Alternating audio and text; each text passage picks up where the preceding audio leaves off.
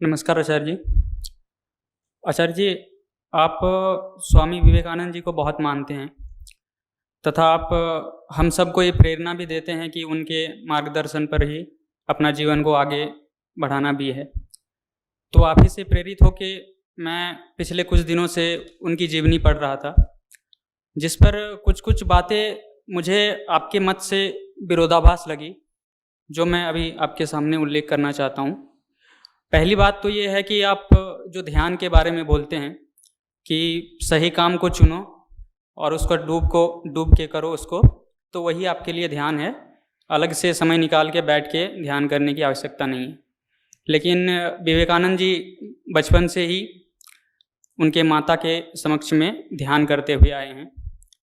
बाकी जहाँ तक चमत्कार की बात है, वो भी उनके जीवन पर देखने को मिलती है कि एक प्रसंग ऐसा आता है कि वो अपने गुरुदेव रामकृष्ण परमहंस जी के सामने बैठे होते हैं और रामकृष्ण जी अपने पैर से उनको टच करते हैं उनके शरीर में, तो उनको एक अलग चीज़ की अनुभूति होती है। आसपास की सारी चीज़ें घूमने लगती है और उनकी चेतना का स्तर भी अलग ये हो जाता है। उस समय वो डर जाते हैं। ये प्रसंग आगे भी कई कई दफ़े उन दोनों के बीच में होती आती है। और रामकृष्ण परमहंस जी को भी अगर देखा जाए तो वो भी कई प्रश्न लेकर काली माता के पास जाते थे उत्तर मांगने के लिए कि माता उत्तर बताओ। और कई कई दफ़े तो उन्होंने विवेकानंद जी को भी कहा कि जाओ जाके माता से पूछो। तो यहाँ पे चमत्कार भी उनके जीवन पर देखने को मिलती है, जिसका आप लगभग खंडन ही करते हैं कि चमत्कार ऐसा कुछ होता नहीं है। मांसाहार को लेकर भी सेम है कि विवेकानंद जी मांसाहारी भी थे, उसको भी आप बताते हैं कि मांसाहारी नहीं होना चाहिए। तो इन सारी चीज़ों को पढ़कर मन में थोड़ी सी संशय आती है कि उन महापुरुष के जीवन में आपकी बातों का विरोधाभास क्यों दिखता है, थोड़ा सा स्पष्ट करें। कुछ बातों में विरोधाभास नहीं भी दिखा।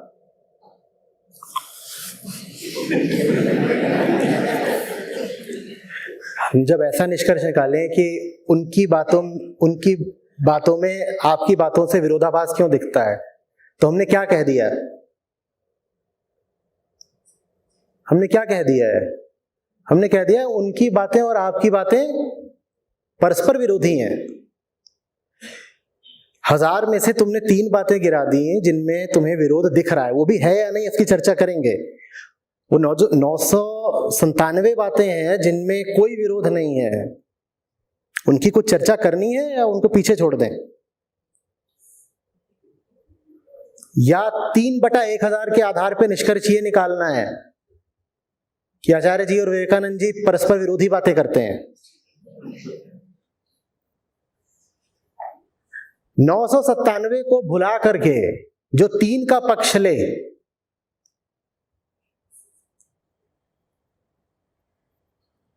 वो किसके साथ खड़ा होना चाहता है?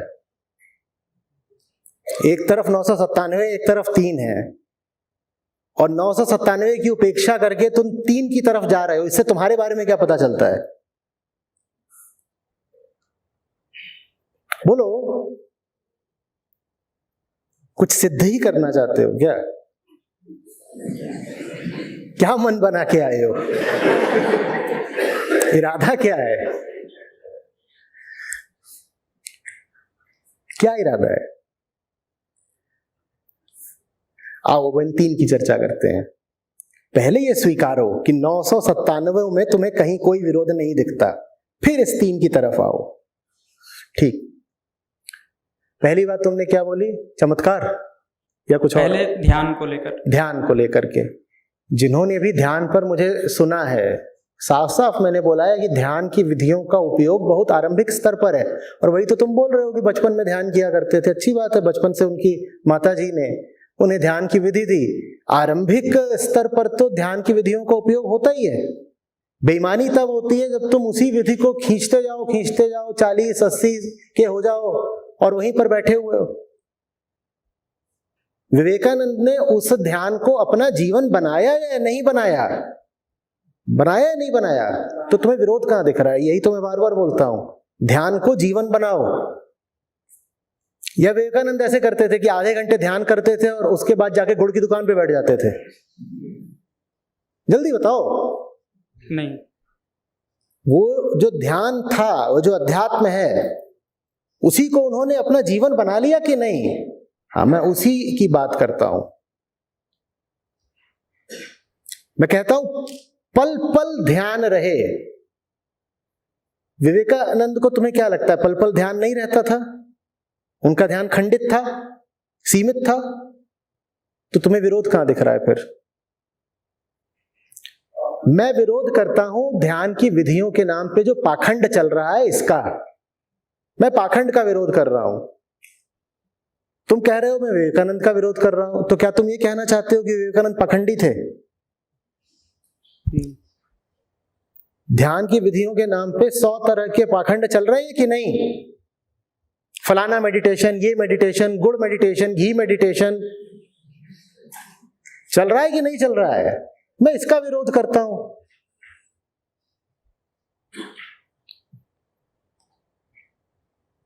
एरोबिक्स से मेडिटेशन करा देंगे। अभी एक और भी आया है जिसमें खास तरीके से तुम्हारे बाल काटे जाएंगे, उससे मेडिटेशन हो जाता है। तुम बैठोगे, एक बाल काटने वाली आएगी, वो खास तरीके से किसी खास उपकरण से तुम्हारे खास बाल काटेगी और तुम एकदम समाधि में उच्चतम अवस्था में पहुंच जाओगे। मैं ये पाखंड का विरोध करता हूं। इसमें कोई समस्या है? कोई समस्या?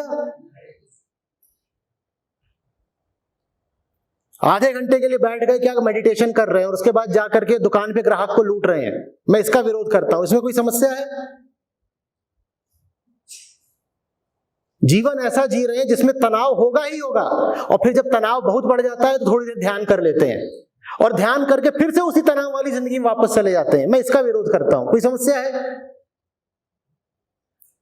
तो क्या साबित करना चाहते हो? अब रही बात चमत्कार की, थोड़ा पढ़ लिया करो उनके बारे में जिनके बारे में आते हो बात करने। रामकृष्ण परमहंस भी बहुतों से सीखते थे, और जिनसे सीखते थे उनमें उन्हें एक आखिरी सीख ये मिली कि तुम्हें अपनी मां से भी मुक्त होना पड़ेगा, और मां से मुक्त हुए बिना तुम भी आखिरी बिंदु तक नहीं पहुंच पाओगे। और उनके लिए बड़ा मुश्किल हो रहा था मां से मुक्त होना। अंततः उनके गुरु ने उनके हाथ में कांच का एक टुकड़ा दिया, बोले आंख बंद करो। आंख बंद करी, बोले क्या आता है? आंख बंद करते बोले मां आती है। बोले मां को इस कांच के टुकड़े से चीर दो। बोले होगा नहीं, मां है। बोले जब तक चीरोगे नहीं तब तक मुक्त नहीं हो पाओगे। किसी तरीके से अपने भाव, अपने मोह को बांध करके अंततः रामकृष्ण ने वही कर दिया जो उनके गुरु उनसे करवाना चाहते थे, और वो उनकी मुक्ति का क्षण था। पूरी बात तो पढ़ लिया करो ना। रही बात चमत्कारों की, उदाहरण के लिए ऐसी बात कि विवेकानंद को रामकृष्ण स्पर्श करते हैं और विवेकानंद का सर चकरा जाता है, दुनिया घूम जाती है और फिर उन्हें कुछ बोध हो जाता है। ये बहुत साधारण सी बात है, ये तो होती ही होती है। इसमें तुम्हें चमत्कार जैसा क्या लग रहा है? ये मानसिक घटना है।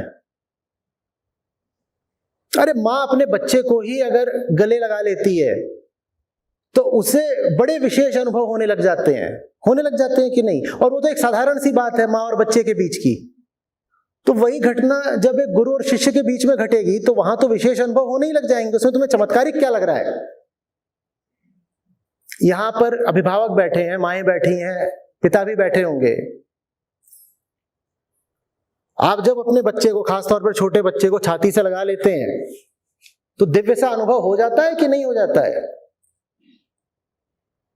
तो वहां तो जो आपको स्पर्श कर रहा है वो बहुत पहुंचा हुआ व्यक्ति है, वो आपको स्पर्श करेगा तो कुछ तो दिव्य अनुभव हो ही जाएगा। वो अनुभव होना कोई चमत्कारिक बात नहीं है, वो एक मानसिक बात है।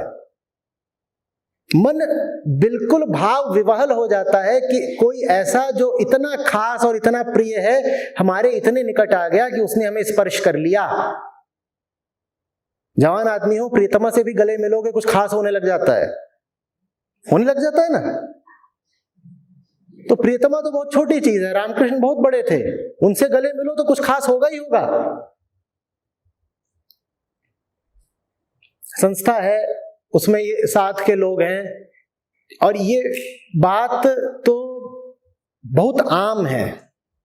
लोग आते हैं, कहते हैं ऐसी ऐसी बातें कि बुखार हो रहा था आचार्य जी, आपके पास आए, बैठे, आप बात कर रहे थे, आपकी बात सुनने लगे, अब अपना तापमान नाप रहे हैं, बुखार नहीं है। ये कोई चमत्कार थोड़ी हो गया है, ये होता है बस, उसमें कोई खास बात नहीं है। मेरी तबीयत खराब रहती है, मैं खराब तबीयत में आकर के आप लोगों के सामने बैठ जाता हूं, फिर 6-6 घंटे बोलता रहता हूं, भूल जाता हूं, तो जरूर आप लोग चमत्कारिक होंगे कि आप लोगों के सामने आते ही मेरी तबीयत ठीक हो गई। इसी चीज को तो चमत्कार बोलते हो कि बीमार आदमी ठीक हो जाए, चमत्कार है। मैंने तो हमेशा यही पाया है कि जब आप लोग मेरे सामने होते हैं मैं ठीक हो जाता हूं, जरूर चमत्कार होगा ये। इसमें चमत्कार क्या है? तो प्रेम की बात है, इसमें चमत्कार क्या है? तुम्हें अगर इस तरह की बातों को चमत्कार कहना है तो यहां संस्था के सदस्य बैठे, इनसे पूछ लो, दर्जनों के भाव में रोज चमत्कार होते हैं, रोज। माया खरगोश है, उसको जाते हैं, ले लेते हैं, वो उल्टा लेट जाता है और सो जाता है। तुम किसी खरगोश को ही करता नहीं पाओगे। अब हमें घोषित करना हो कि चमत्कार है तो अभी कर दें कि चमत्कार है। कुछ नहीं है, प्रेम की बात है। वो ऐसी भाषा है जो पशु भी समझते हैं। उसे भरोसा हो गया मुझ पे, मैं उसको उल्टा लिटा देता हूँ, इतना सा खरगोश है, उल्टा लेट जाता है और सो जाता है, और मैं उसको ऐसे अपना ऐसे हाथ फेरता रहता हूँ, अपना सोया हुआ है। तुम करोगे तो नहीं सोएगा, तुम्हारे से नहीं सोता। तुम क्या कहोगे, मैं चमत्कारिक हूं? नहीं, चमत्कारिक नहीं हूं, बस भरोसे की बात है। उसे भरोसा हो गया। और न जाने कितने हैं, रोज होते हैं, गिनती कौन करे। ऐसी चीजें रोज हो रही हैं, प्रतिपल हो रही हैं, क्या गिने उसको भाई।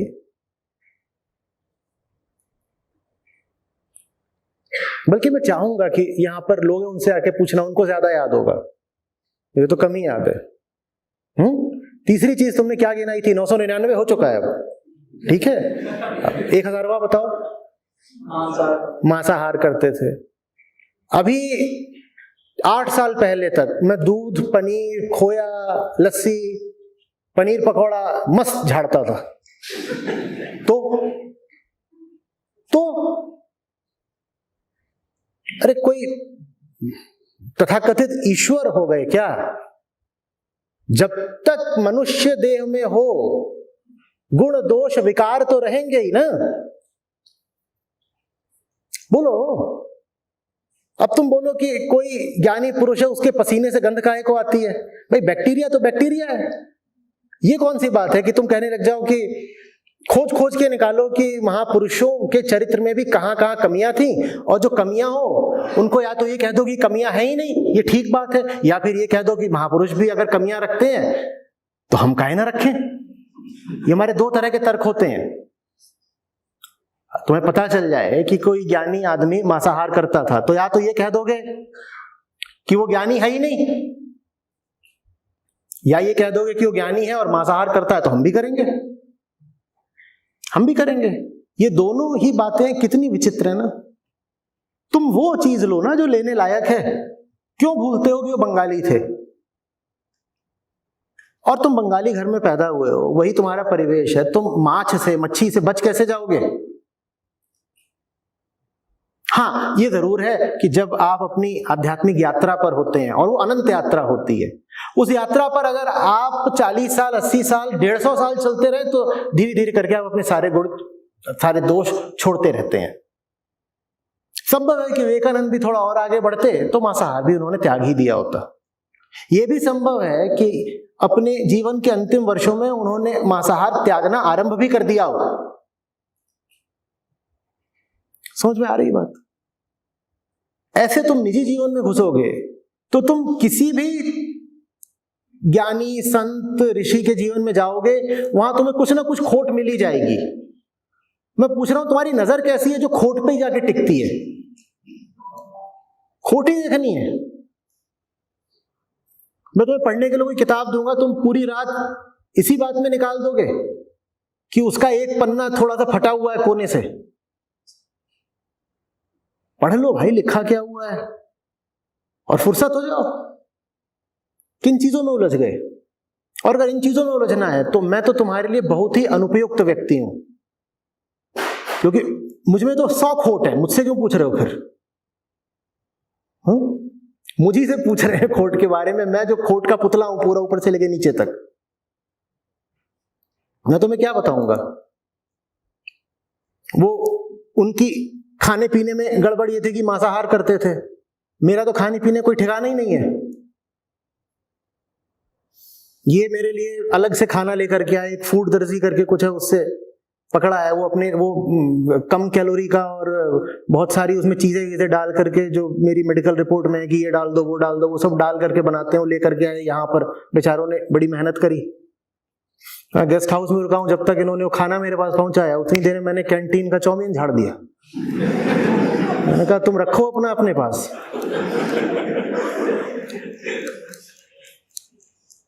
और क्या था? चाउमीन था, और क्या था? कहाँ है शुभंकर? ऐसा खाया है कि याद भी नहीं, जो कुछ था सब खा गया। अब ऐसे खोट अगर पकड़ो और कह दो कि प्रशांत के जीवन से यही तो शिक्षा मिलती है कि सत्र से पहले अगर वड़ा पाव और चाउमीन खाओगे तो ज्ञान वर्षा होगी, तो फिर ये तो तुम रहने दो।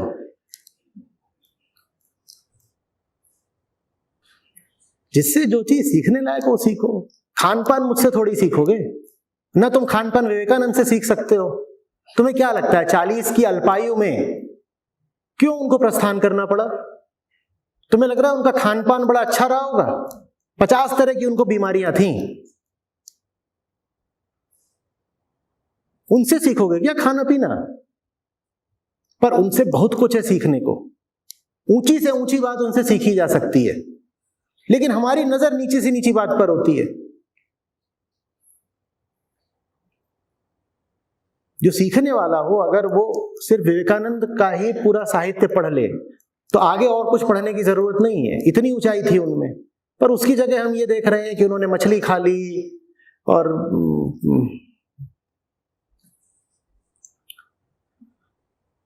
इरादा ठीक रखो। अगर ये चाहोगे कि तुम्हें कोई परफेक्ट व्यक्ति मिले तभी उससे सीखोगे, तो तुम किसी से नहीं सीखने वाले। क्योंकि यकीन जानो, जिनको तुम परफेक्ट मानते भी हो वो भी नहीं परफेक्ट है। परफेक्शन माने पूर्णता। जो मनुष्य देह में है वो पूर्ण नहीं हो सकता, बात खत्म। अगर तुम इस पृथ्वी ग्रह पर हो तो अपूर्ण ही हो। लेकिन अपूर्ण व्यक्ति से भी पूर्णता की किरणें विस्तीर्ण होती हैं। चांद से चांदनी लो, धब्बे नहीं। ठीक? और धब्बे होते हैं, चांद में भी धब्बे होते हैं। इसमें चांद का गुनाह नहीं हो गया।